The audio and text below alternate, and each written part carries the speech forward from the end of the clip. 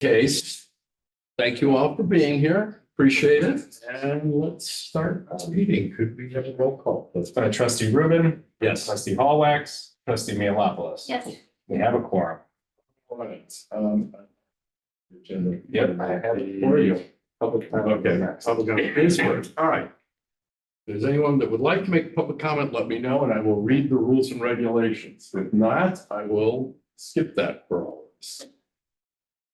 Hearing none. In that case, can we get, oh, it's this one. Okay, how are the minutes? Were they okay? Good, can I get a motion? I'll second, all in favor? Aye, all right, pass the minutes. And with that, which order did you want to go? Okay, Chair Rubin, what we would ask this evening is to start with our audit presentation. If you don't mind, we flip-flop the agenda a little bit. We'd like to try and get Jamie out of here for another commitment. I'm going to the Park District right after. Okay, there we go. See your friends down We the just street. back up meetings. Well done. Okay, just to get us started, the audit has been a long time coming. For those of you that have gone through it before, you know, we start this process in December with a planning meeting to kick everything off. And then we go through preliminary field work, which is when the auditors come out and test our internal controls. That happened the week of January 15th. And then our final field work was 2 separate weeks, the week of February 26th and the week of March 11th. And that was a combination of in-person and hybrid work. Even though that is the 2 weeks that the auditors are on site, there are many weeks and months following that, bringing us to where we have the report before you this evening. Following this meeting, the annual financial report will be on Thursday night's agenda for acceptance by the village board. Once it is accepted by the village board, we'll proceed with all of the required filings that the village has to do. We have a large spreadsheet of everywhere that it needs to be filed. And before I hand it over to Jamie, I just want to recognize Margaret Schwartz at the end of the table. There's Scott there. Really played a key role in leading the audit this year. So nice job to Margaret and her team for making this a successful process. And just to introduce, I think most of you have met Jamie Wilkie before. She's the partner on our audit. Don Shaw was kind of leading our audit on site day to day. And then Joseph and Ann were helping out as well. So you all have a copy of the audit in front of you. I think Jamie's going to take you through some of the highlights. And great. It sounds good. Well, thank you for having me this evening, and I appreciate you being flexible on the schedule, so thank you. Certainly, I would like to start off by thanking the team. They always do an excellent job preparing for the audit. As Nikki indicated, this is truly a 6-month process from start to finish. There's a lot that goes back and forth between the teams as far as collaboration, communication, exchanging of information. So we certainly appreciate all of the hard work from the team as well. We have a large document to digest tonight, over, I believe, 167 pages. I promise we will not go through those in detail. We could be here for days. But I do want to point out a few key sections in the document itself. So if you have that open in front of you, I'll provide those page number references as we go. I do want to start out by pointing out page 7 of the document, which provides a copy of the Certificate of Achievement for Excellence in Financial Reporting. This is a program that is conducted by the Government Finance Officers Association. So it is an annual filing. It will be part of the long list of filings that will happen after official approval this week. But this program is really deemed the highest level of financial reporting that any local government can undertake each year with the annual audit. So I certainly want to point out and give kudos to the team again for their efforts. There's quite a bit of additional information in this audit document in comparison to folks who do not submit to the program. And I'll point out a couple of those sections as well. Just prior to that, you'll see a signed page from Phil and Nikki. That is what we call our transmittal letter. This gives a little bit of background about the village, the local economy, some initiatives that are happening, financial policy. So really kind of ignores the actual financials themselves as far as results, but focuses on maybe some of that background information that you would want to know about the Village of Glencoe as you're digesting the annual audit. So that is one of those required sections for the certificate program. If we flip to pages 10 through 13, you'll find the actual independent auditor's opinion. Current Illinois statute requires that any local government undertake an independent audit within 6 months of the close of the fiscal year. So that has been satisfied by the preparation of this document. We have issued what we call an unmodified opinion. I know that sounds a little counterintuitive, but that is the highest level opinion that we can issue each year. It means that the financial statements as presented are materially correct. As part of that annual audit process, you're going to see a little bit of communication on those few pages about internal controls as well. While we're not actually opining on internal controls, that would be a very extensive audit engagement to do it at that level. We are required to take a look at the overall control environment. So we do look at policies, procedures, workflows. We do detailed testing of actual transactions, third-party confirmation of certain balances. Obviously, we're working with the staff back and forth to make sure there's good support for the financial statements that have been presented to us.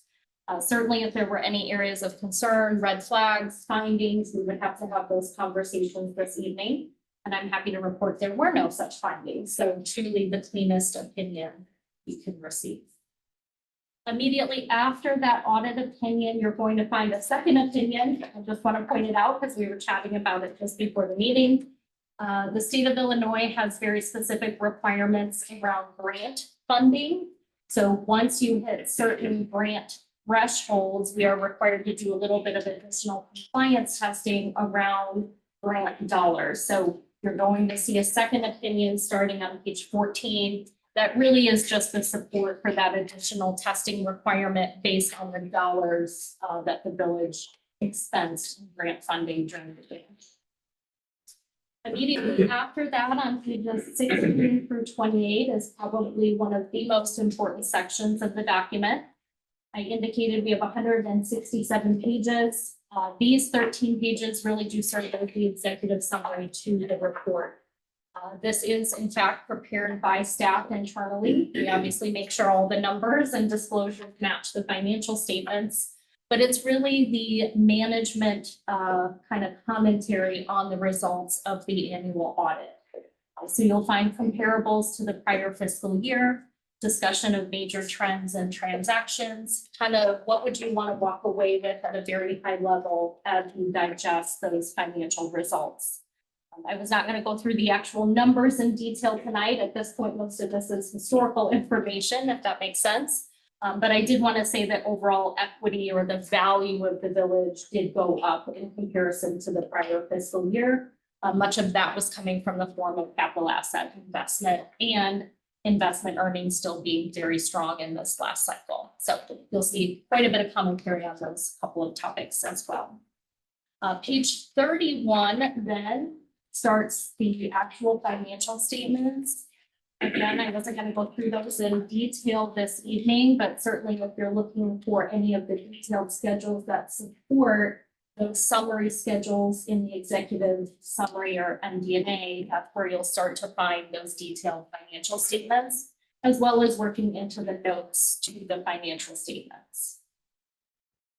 Page 105 starts what I would call our budget to actual comparison. So if you're curious how any of the village's operating funds performed in comparison to budgetary figures, starting on page 105 and pretty much going all the way through the last section of the document to page 136, you're going to find those detailed budgetary comparison schedules.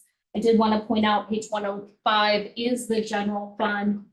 You can see it performed very well during the year. Much of that you'll see towards the top is coming from those revenue streams that exceeded budgetary expectations. In particular, investment earnings has been a very strong performer across the board for all of our government clients. And then lastly, I want to point out the statistical section starting on page 136, and that will take you all the way through the last page of the document. I always like to point out the stats because most folks, quite frankly, don't get this far in the audit document typically. But also I do think there's really a wealth of information that is provided at the back of the audit report. This section is part of that required certificate of achievement program. I do point it out to board members in particular because there is really a wealth of historical information in the back part of this report. Financial results as well as non-financial results over the last 10 fiscal years. So as you have some time to digest some of those schedules, I always think it's a great place to kind of gain some history, as they say. So that kind of rounds out the sections of the annual comprehensive financial report. I can pause here and open it up for any commentary from Nikki or any questions on the table as well. When we have the circumstances, we did in recent history where there's a delay and therefore it messes up our annual timing of receipts for property taxes. How, if at all, is that reflected in the year-over-year statements? Yeah, it's really a balance sheet to balance sheet type of adjustment. So in lieu of receiving cash, we typically have a receivable instead. So that timing issue, we're not changing how we recognize revenue on the income statement because otherwise we'd end up with, anybody in Cook County would end up with a messy year-over-year comparison. So we're basically exchanging cash received for now a receivable instead due to that timing with the county.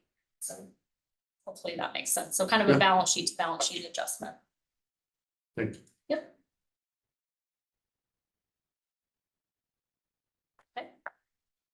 As part of the annual audit, we also typically issue a management letter with any future announcements, recommendations, et cetera.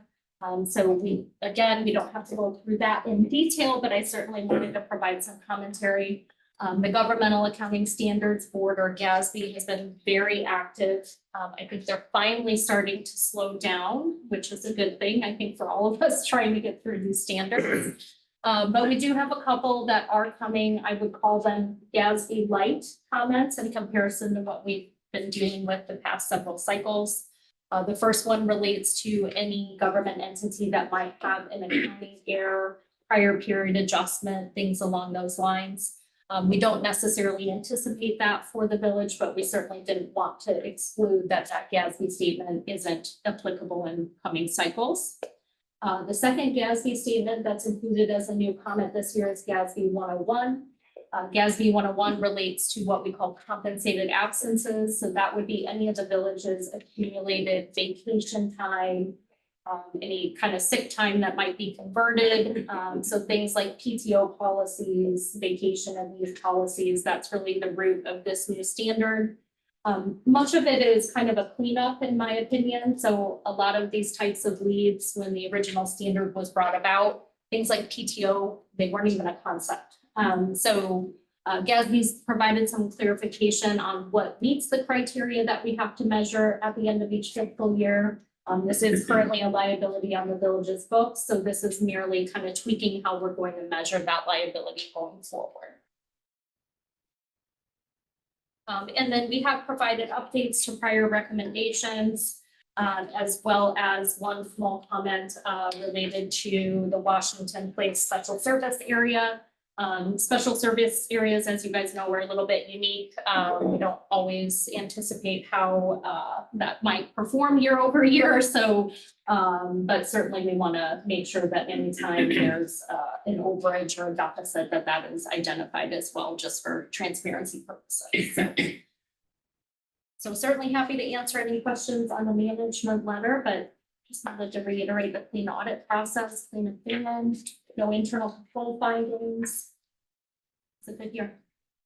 And so the private-public or public-public partnership chains, the subscription-based information type arrangements, those are none of that struck me as earth shattering. I assume when we implement it, no one's anticipating it's going to do anything material. Nobody's going to look at it and go, oh, how would that affect your bond rating? This is all going to be little stuff, right? Right, and those were actually implemented in this cycle, so we're already seeing those. Yep.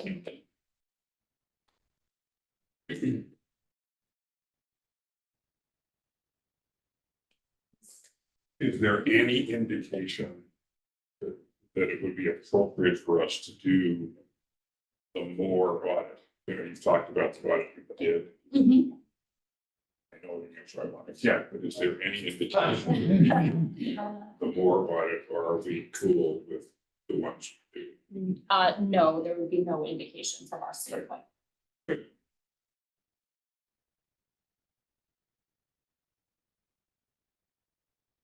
Thank you. Thank you for very having much. me. I Thank know, you. Thanks for coming. I know sadly from ancient but personal experience how much our work goes into these things. And so thank you, Judy. Yeah, thank you guys. Appreciate it. Appreciate it. Thank you very much. Good Good luck. Yes, Thanks. good luck Have with the fun park with the park district. district. Tell them hello. Please do. At least you don't have Please far to go. Yes, exactly. Audit firms. Mhm. Right, well, Thank you. You beat the rap. Thank you. Thanks, Thanks, Jamie. The interesting audit is not designed for this, that Right.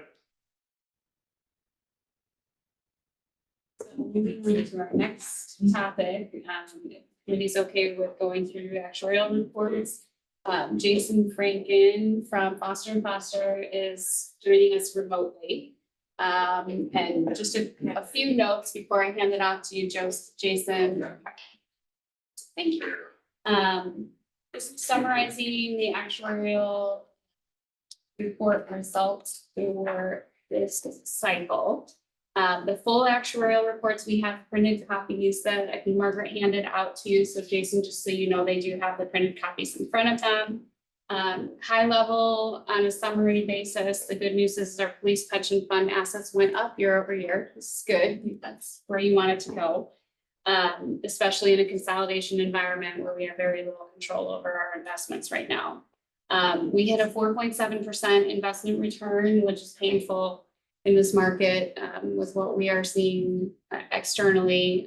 But all things considered with a consolidated environment and where they have been, this is a positive result. Although we did slightly miss our target, and Jason will talk about this a little bit, of 6.5% interest. We are looking at a 16% increase in our police pension contribution from this year to next year. This is not a surprise. I know to this committee, we've been talking about this for some time. Not just because of the factors outlined in the actuarial report in terms of assumptions that we made and didn't quite come true, but also we're hiring. You know, we were down 11 officers and now we're at four short. Almost three. Almost three. So that's not. We'll go with four, but we're in a much better place staffing wise, but that also means that now we need to fund those pensions as well. So accordingly, we are going to see a significant increase this year, but it's not anything that we did not anticipate. On the fire side, I imagine Jason won't be spending too much time on this. This is a pay-as-you-go annuity. It's not changed for the remainder of this annuitant's life, and that will remain at 48,000, and that's just funded on a pay-as-you-go basis from the general fund. So I'll hand it over to Jason, who's joining us remotely, and he will be running through the report for us. Okay, can you hear me okay? Yes. Yeah, we can. Okay, well, thanks for allowing me to attend virtually this evening. I got called out of town for a meeting due to some vacations that we have. And so I had to catch a flight this afternoon. And so I'm in Allentown, Pennsylvania right now. So I appreciate you giving me a little flexibility. If you want to turn to page 5 of the report, basically this is a high level summary of the results. And you'll notice that, as Nikki just pointed out, the recommended contribution did go up, from 2.7 to almost $3.2 million. But if you notice on this page, look at the percentage of payrolls. The village recommended contribution as a percentage of payroll really only increased by 0.1%. It went from 85.6% to 85.7. So as she mentioned, there were a fair number of additional police officers in the plan this year, and so there's just more active salary, and so that's really what is driving the contribution requirement. If you flip to page 6, there was one minor change to the assumptions, based on the funding policy that was in 2021. We did reduce the payroll growth assumption. So this actually takes a little bit of the backloading of the contribution.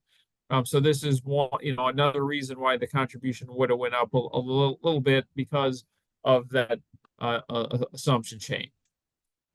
On page 7, I want to point out, in B here, we have the actuarial value of assets and the market value.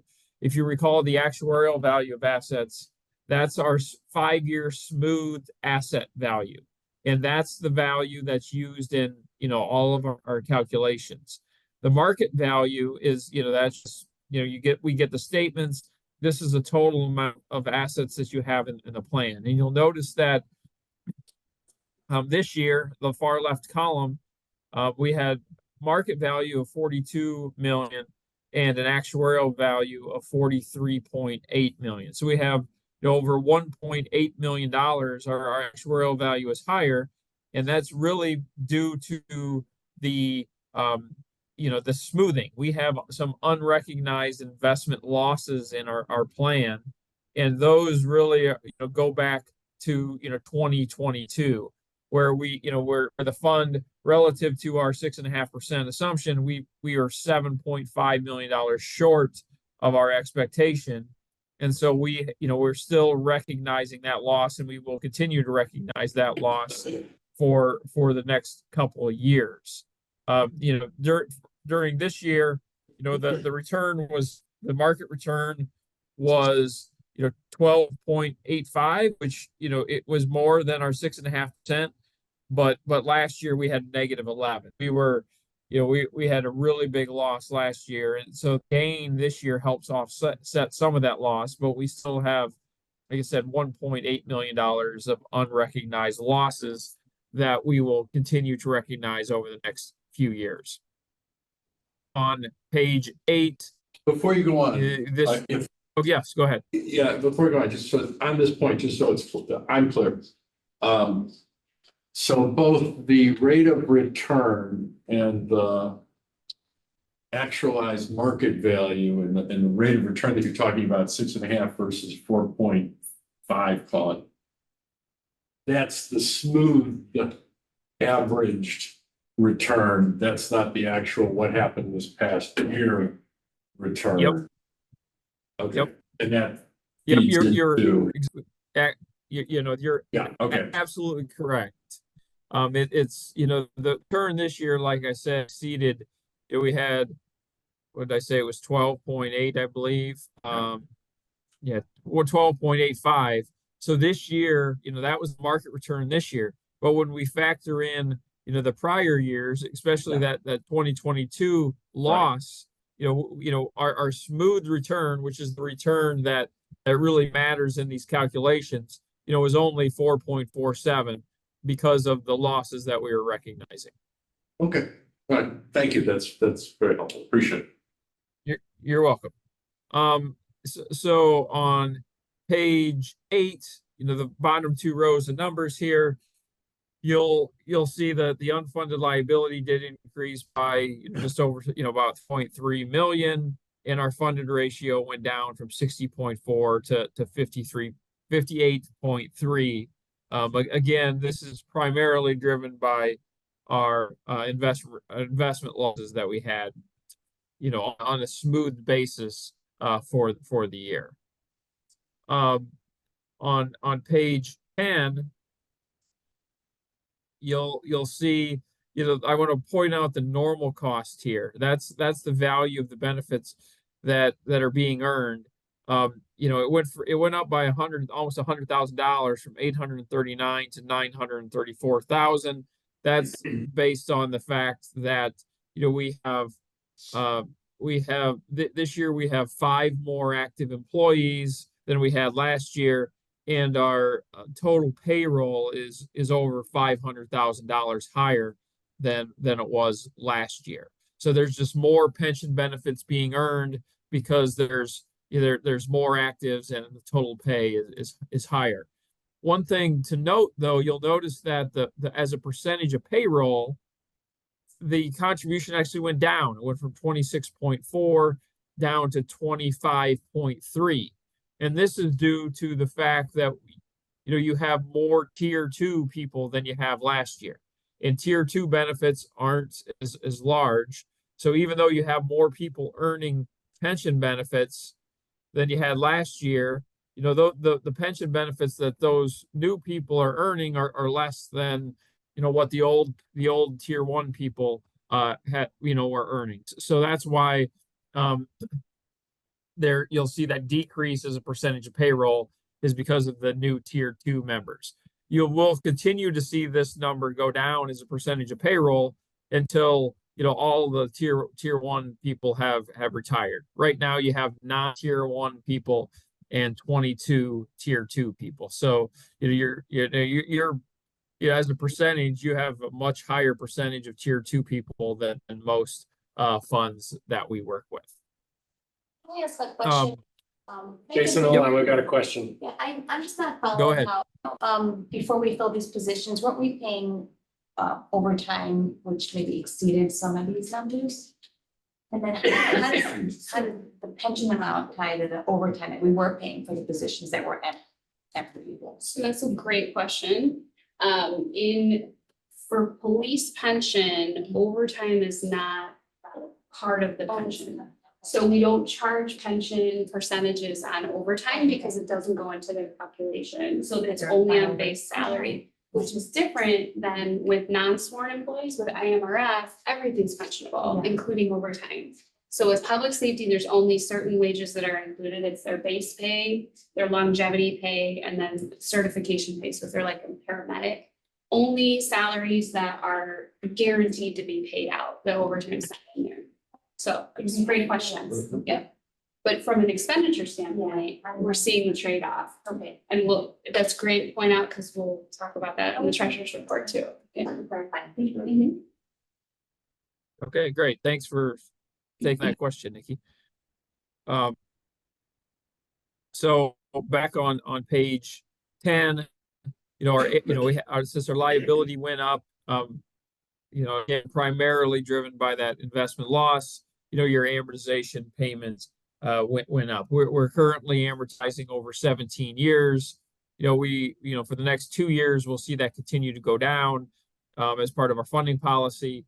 And that, so once we get to 15, it'll remain at 15. At the state level, their current amortization is 17 years, but they're looking to extend that. And so I expect that to become 20, by next year, it could be 26 years. So we don't intend to extend our amortization when the state does based on our funding policy. So the increase in liability due to the losses as well as the normal cost, those are really driving the contribution requirement increase this year. Let's see here on page 15, this page shows the statutory minimum. Your funding, your contribution is based on the entire paying down the entire unfunded liability to reach a 100% target. The state does, pension code requires that you only need to get it to a 90% target. As we've discussed at length over the years, but we don't, this isn't a sound funding policy because you're ignoring 10% of your liability, and you're gonna ultimately pay a whole lot more over time. But from the state's perspective, the required contribution is only, 2.4 million versus the 3.1 that we are recommending. So you are, from the state's perspective, you're being well in excess of what, they require.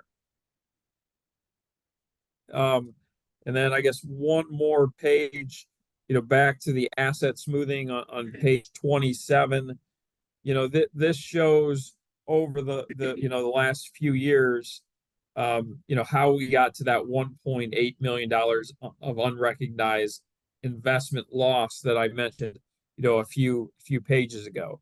You'll see this year, at the bottom of the page, you'll note that our return was 12.85. If you go back to the second section, our expected investment earnings were 2.4.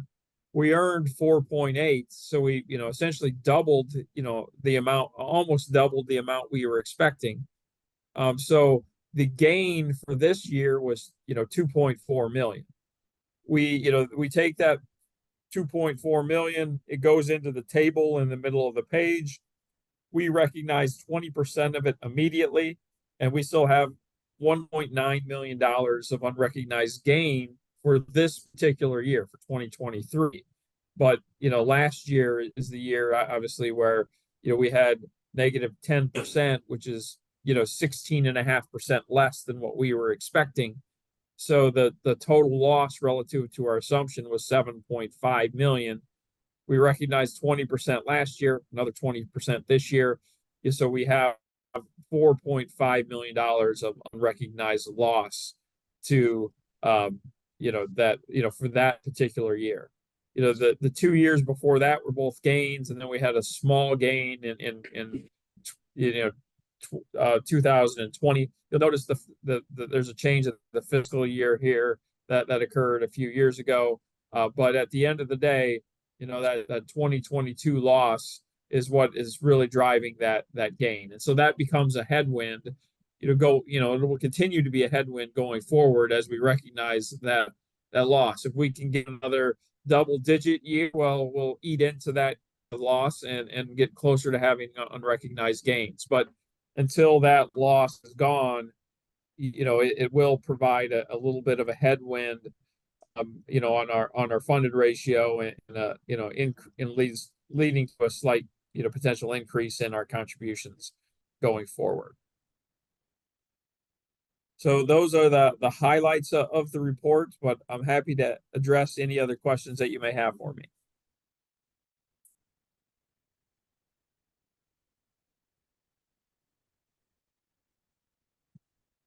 General question. So what can you do differently to try to make up for some of those losses quicker?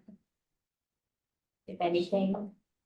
The question is, Jason, what could we do differently to make up for some of those losses? To catch up? Yeah, I mean, the only real thing that you have, control over, I guess, at this point is, well, the main thing you have control over is the contributions. We came up with an investment policy, that's going to, that makes payments that are larger than what the state requires, and it helps us eliminate that debt as it arises.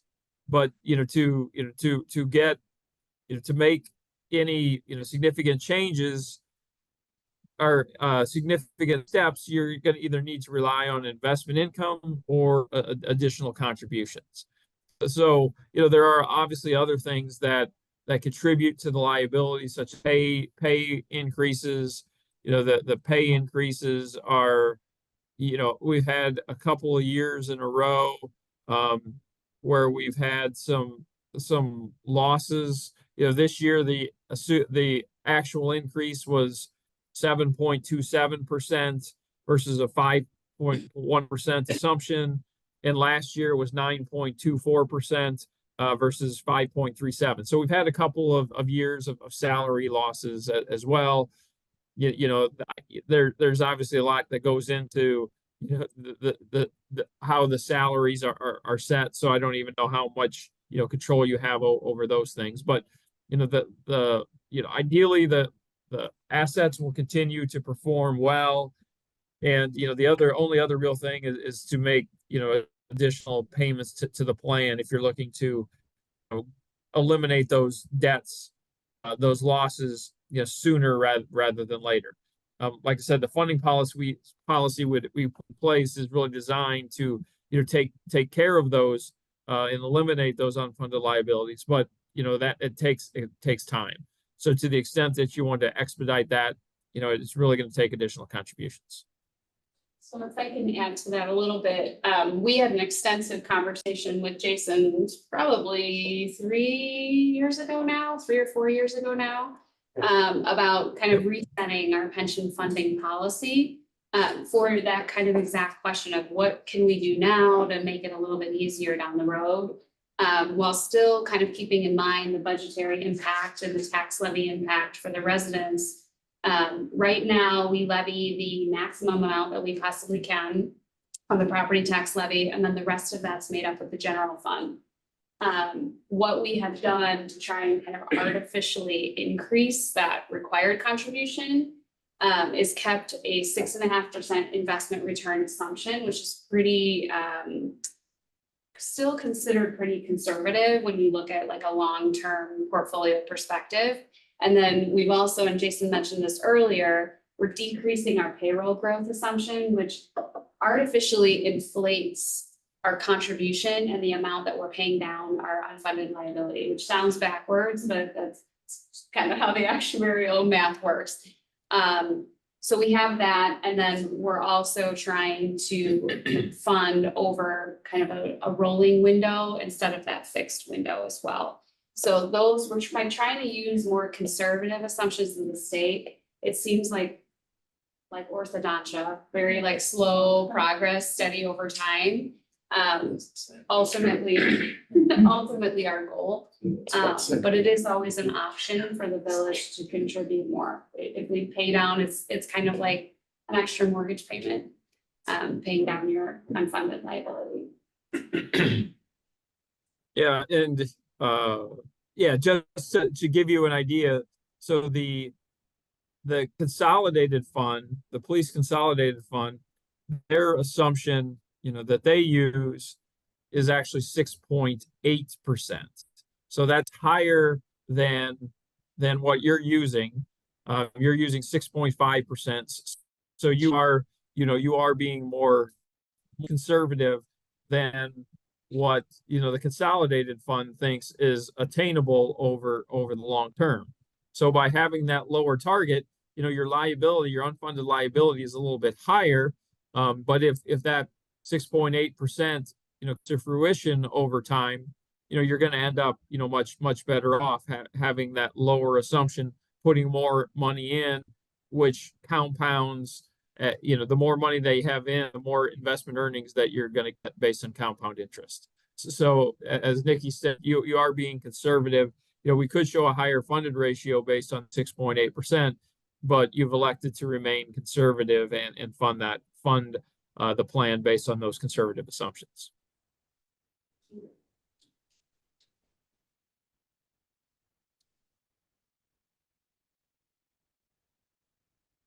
Any other questions for me?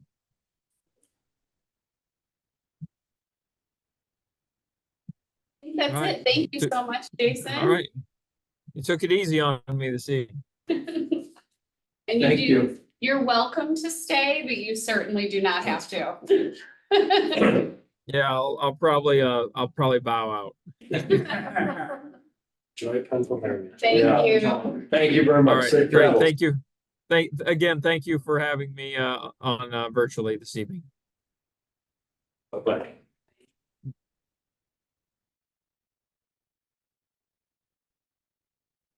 So when you look around us, how do the surrounding communities compare in terms of where they're at?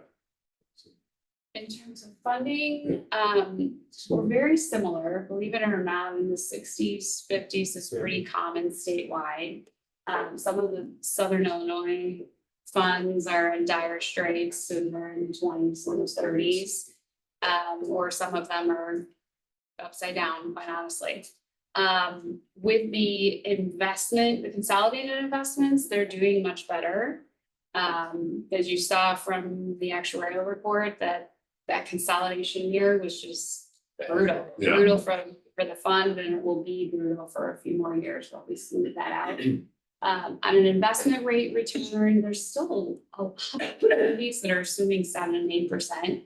There are people that stand staunch that on a long-term investment portfolio perspective, when you're looking at something that, basically is not gonna go away. Right. With market cycles, they swear that 8% is still, a solid investment assumption. But what that does is artificially deflate their contributions, and then they're just chasing money. So I would say we're still at a fairly conservative standpoint. I think Glencoe was on the trend of doing a rolling window to start paying down our unfunded liability. We're seeing a lot of surrounding communities starting to do that and realizing that maybe this is the answer to start paying it down faster. There are certainly communities around us that have made extra pension payments. That's been on the docket for a while. That could always be an option for us to help pay that down. There's still also a lot of pressure, particularly for some non-home rule communities, pushing to kick the can down the road again. So right now we have that 2040 target. There's still a significant legislative push to push that out.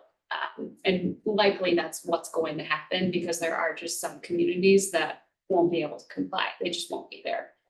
Especially if they're following a state model with that projected unit of credit funding methodology. They have low contributions now, and then it's just gonna skyrocket and they're not going to be making their pension contributions. And with the way that the state law works, if you don't make your required contribution, your pension fund can actually intercept all of your state shared revenue.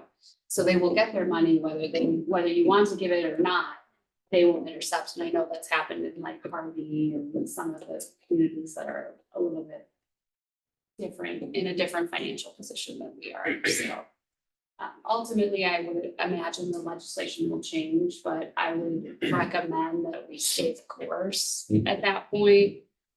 And we'll obviously have conversation with Jason or Heidi from Foster and Foster of where we are at that point, but I wouldn't recommend going that far out. Well, also, I think you mentioned before that the bond rating folks like what we're doing. Yes. Good reason to do it. That saves us real money elsewhere. Yes, exactly.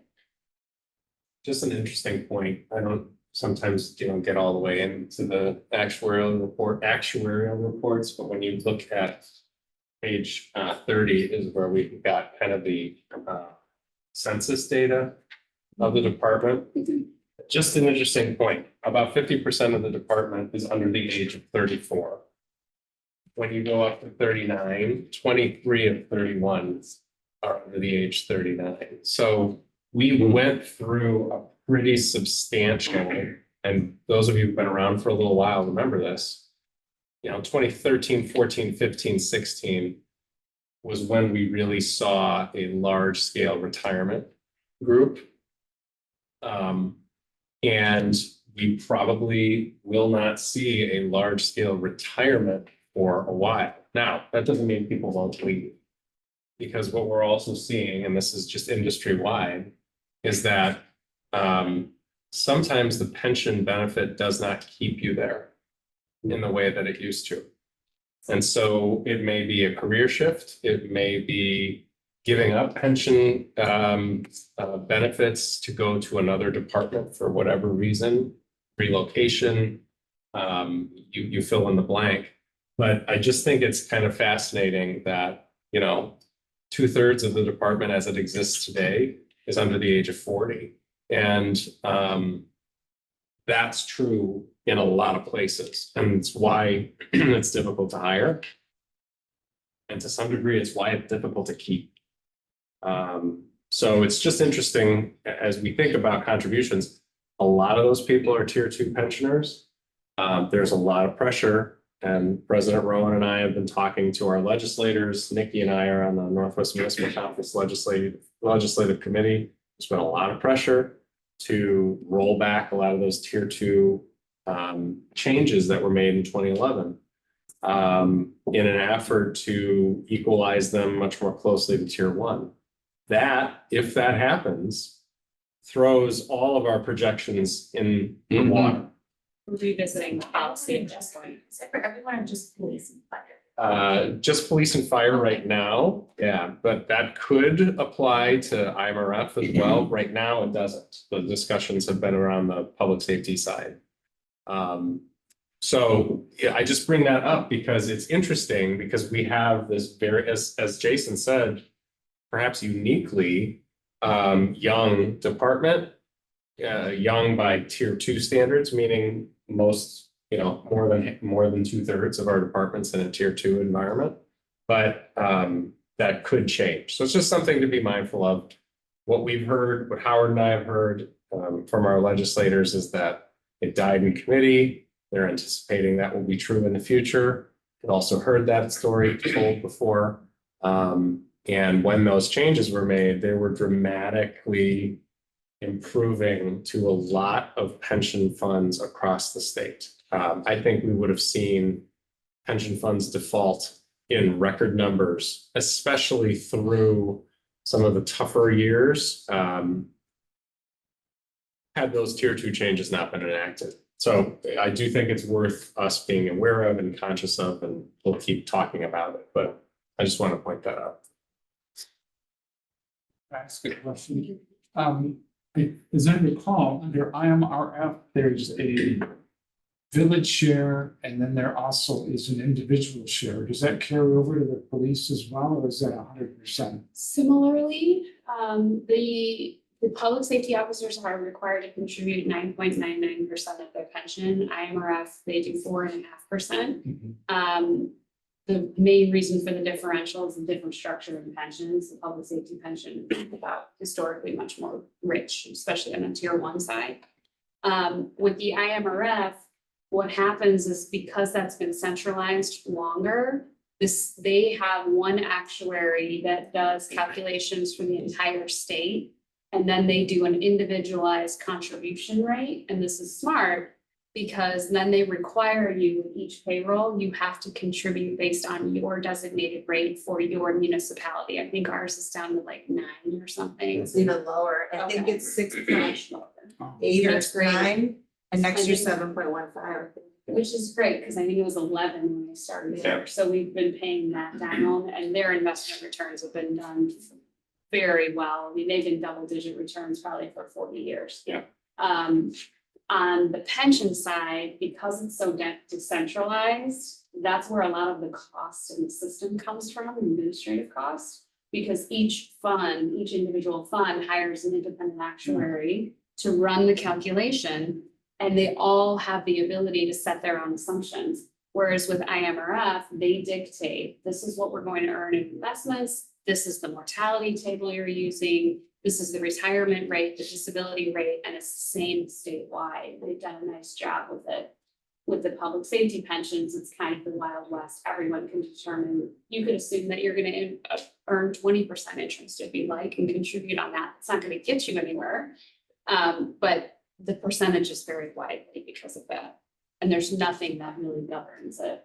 To some degree, when the consolidations took place, they really were kind of looking at IMRF as the model that they wanted to follow, but you have to get rid of the local control in order to really replicate the IMRF model.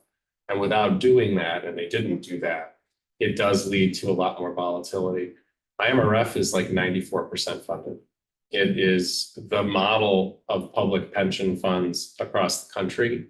It is studied, it is seen as, and uniquely, nobody talks about that because Illinois pension funds are so screwed up except for IMRF. To Nikki's point, double-digit returns, even in sometimes the worst of times. I think in the worst of the 08, 09, they still had like a 2%, 2.5% return when everyone was seeing 15, 20% negatives. It's because of the size. It's huge. It's tens of billions of dollars large. They are diversified like crazy. But it it is difficult to replicate without all of the pieces and parts being put into the mix. You have to build the soup in the same way for the soup to taste the same. So that was a big part of those consolidation questions and discussions. Thank you. No. Anything else on actuaries or pensions? Doing all the fun topics tonight. Let's keep going. It's very. It is. Okay, on to the treasurer's report. So just really quickly, if the committee will indulge me before I start. I thanked Margaret. I missed that Diane is sitting over there. Diane's the village accountant. She was also instrumental in making the audit happen and also a huge part of the monthly treasurer's report and getting that done. So I just want to recognize Diane because she doesn't get to come every month, but thank you for joining us. Okay, so included in the packet tonight was the financial report for the month of May. We are about 42% through the year already. Our property taxes are no surprise, less than last year because of the timing issues that we had. But we're at 53.7% as we would expect at this time of year. We're about halfway through. If you think the first installment bills from Cook County are essentially 55% of last year, we're right about where we should be. We received just shy of 300,000 in revenue in May. We received the agency rate reports from the county, which means they are calculating the bills. This is a good sign that they're going to be on time this year. So I'm very optimistic. Excuse me, that we won't see the same issue as last year. On a sales tax basis, excuse me, came back from Orlando, some type of wild cold. On a sales tax basis, we did start looking into more staff. After the last committee meeting, we had talked about the staff was going to start diving into the detailed tax information. We have seen a swing in the trend that we are now more than last year and less than the monthly budget, still at about 35.7% of budget. We are seeing sales taxes trend down from a high. I think we've reached the peak. But what we are also seeing is because of the change in online sales, there are some one-time things that happened in 2023 that when we do a year-over-year comparison, it's skewing the numbers quite a bit.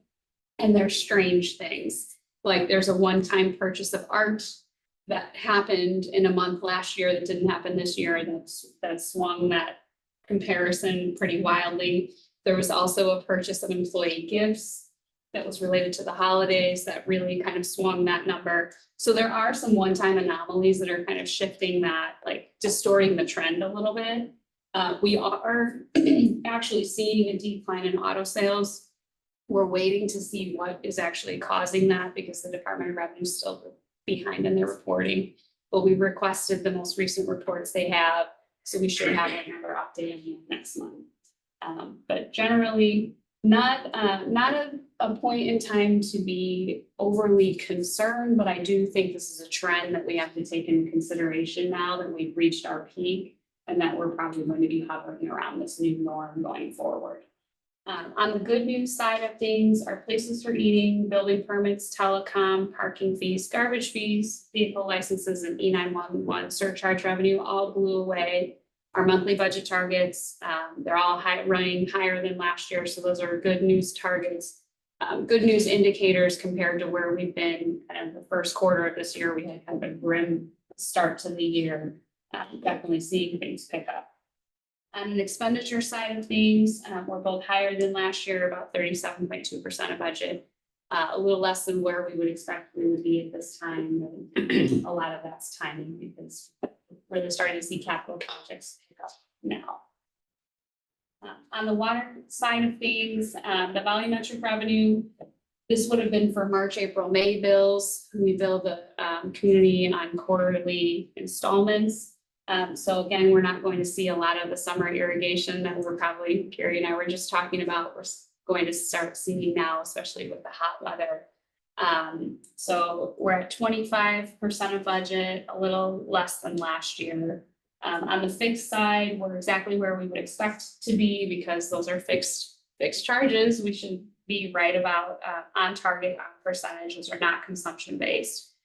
On the expenditure side of things, we are running less than last year at 27% of budget. This is 100% due to the timing of capital projects. So we will see that number pick up significantly now with the 16-inch water valve replacement project.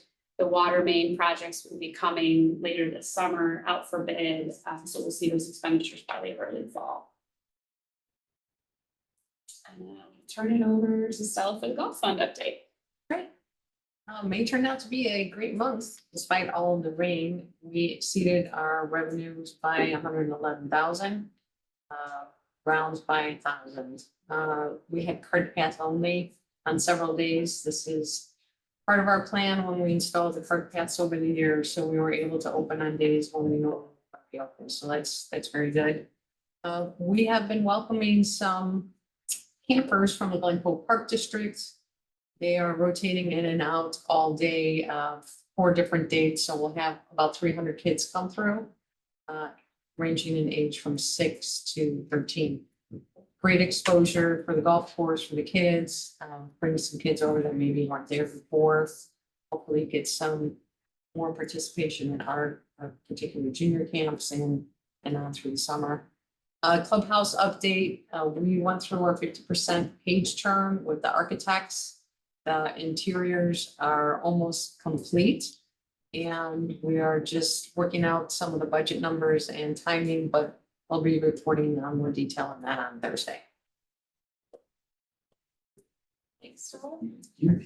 Moving on. Not much to report in the debt service, MMT and capital projects. Pretty much as expected at this point. We'll start to see this pick up as the summer continues in terms of capital projects.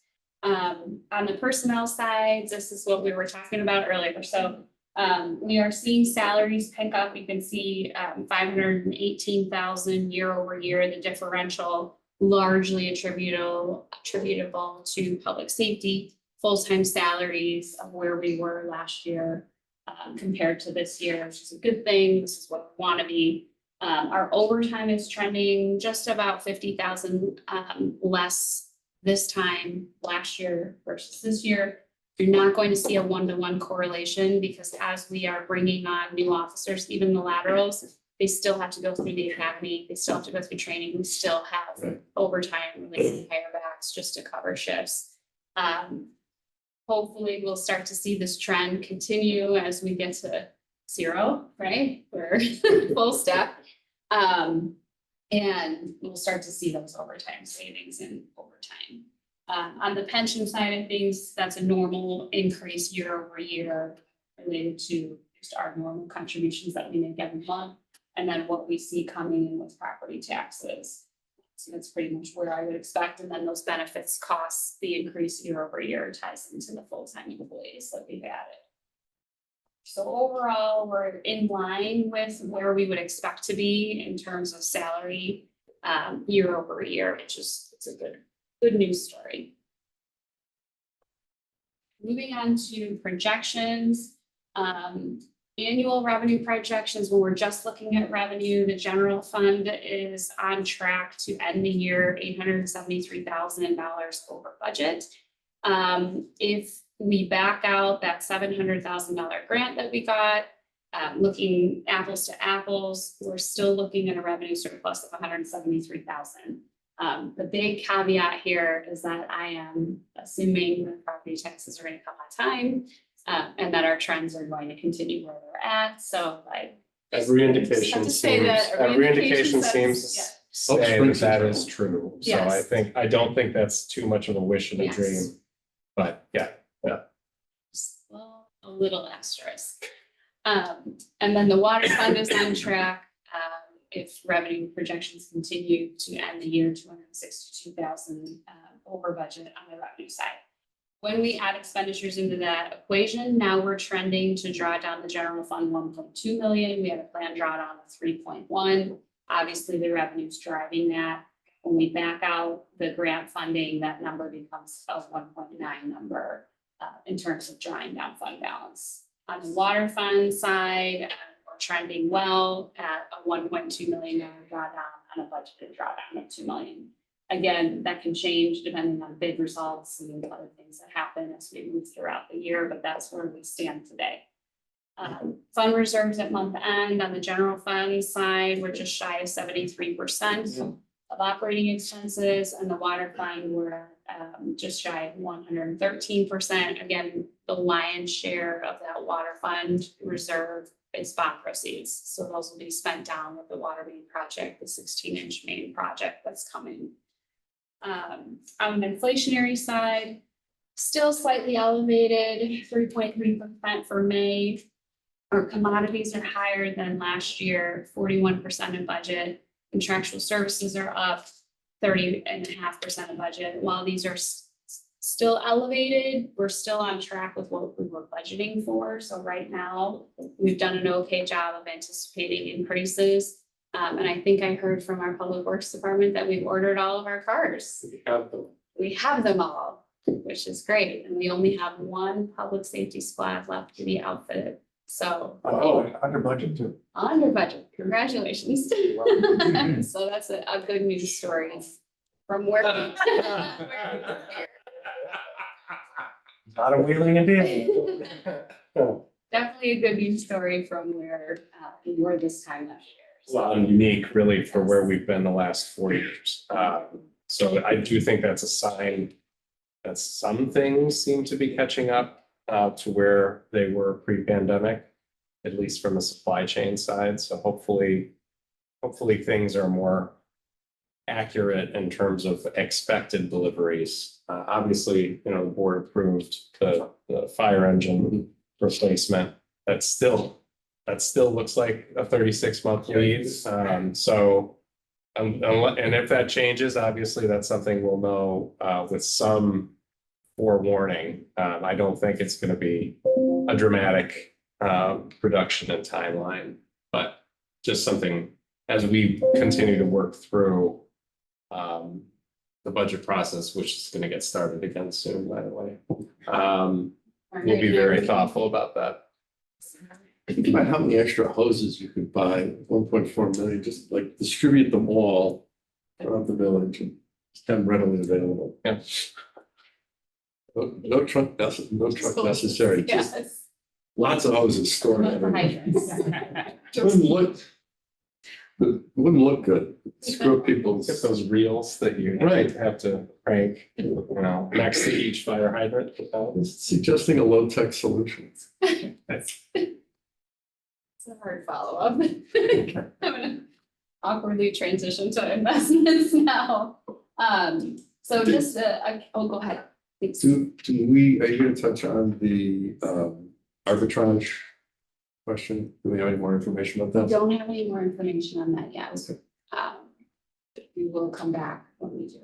Okay. So still a little early in spending down the bond proceeds, but we'll have some information soon. Okay. But that's a good reminder because we did say we were going to give you monthly updates of where we're at. So we'll incorporate that into next month. Thank you. So as a follow-up from last month's meeting, we had talked about cash management and just kind of reviewing our balances at North Shore. We had a good problem that we had too much there. So what we did was, we transferred the long-term golf cash fund from one local government investment pool to another that's making significantly higher returns at a lower fee structure. And then we also took $3.5 million out of North Shore and transferred it to iPrime, which is another local government investment fund. What we did is promise the committee that we would come back with interest rates and investment terms, like in terms of fees, what everything was yielding at. As a reminder, we were recommending splitting that $3.5 million, sending $2 million to the long-term investment portfolio. And by long-term, I mean 2 to 5 years in duration, not 20 years. And then putting $1.5 million in the money market version of the local government investment pool. What we did is take a look at the different options available to us. You can see as you go down the yield column, aside from the checking account, which we're just gonna throw that out for a minute. All fairly similar in terms of yields, a little bit wild when you get into the fee column. So we are still kind of recommending for diversification purposes, to put the 2 million in the long-term portfolio because that's one of the lower fee tiers. And then also you're still earning that interest and we would be locking in from 2 to 5 years. I think the Fed is projecting 4 rate increases One more next this year, year. 4 next year. Okay, thank you. So we are expecting to see that go down. So we do want to lock in some of that money so that we are earning that higher interest rate as the interest rates start to go down.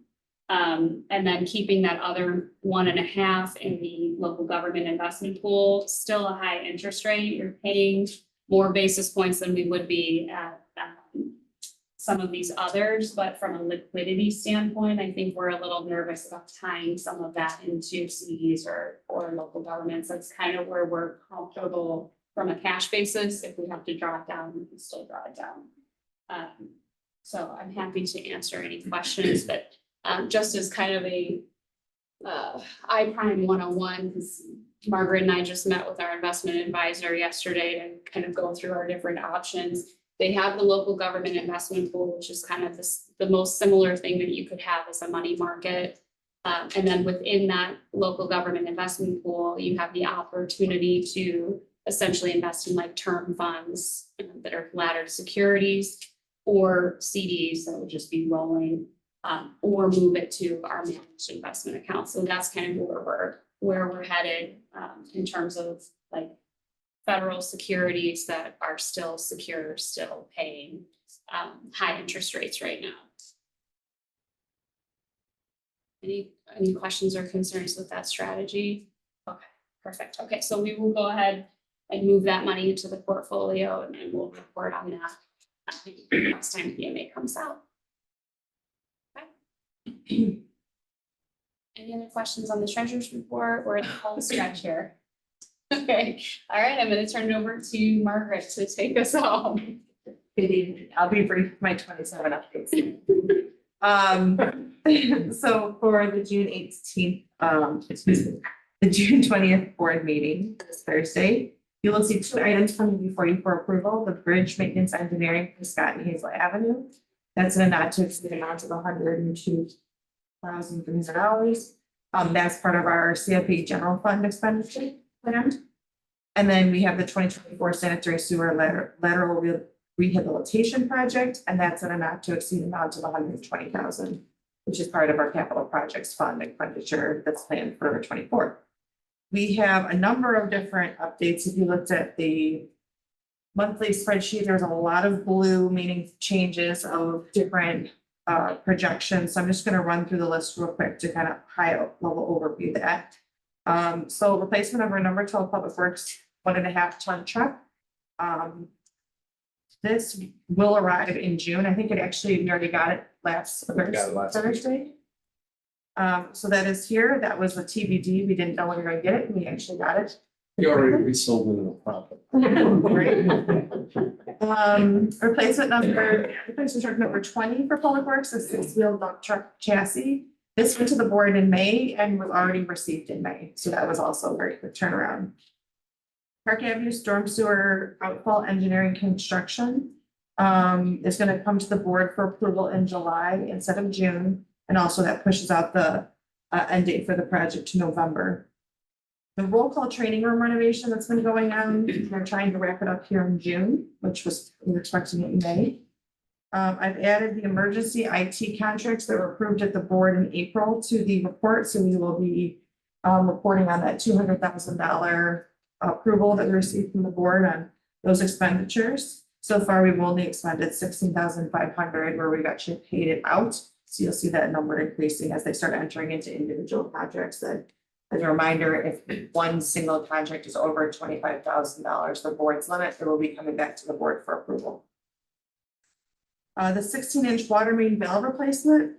They have completed it, I believe, already in June. That was scheduled to be completed in October. That was a very awesome project, happened so quickly and so smoothly. In the water fund, we have the leak detection system phase 2 and 3. We're gonna complete that in July instead of June. Our big water main replacement project this year for Holfelder and Skokie Ridge is gonna be presented to the board in August instead of June. I know they're working on bidding that project out soon.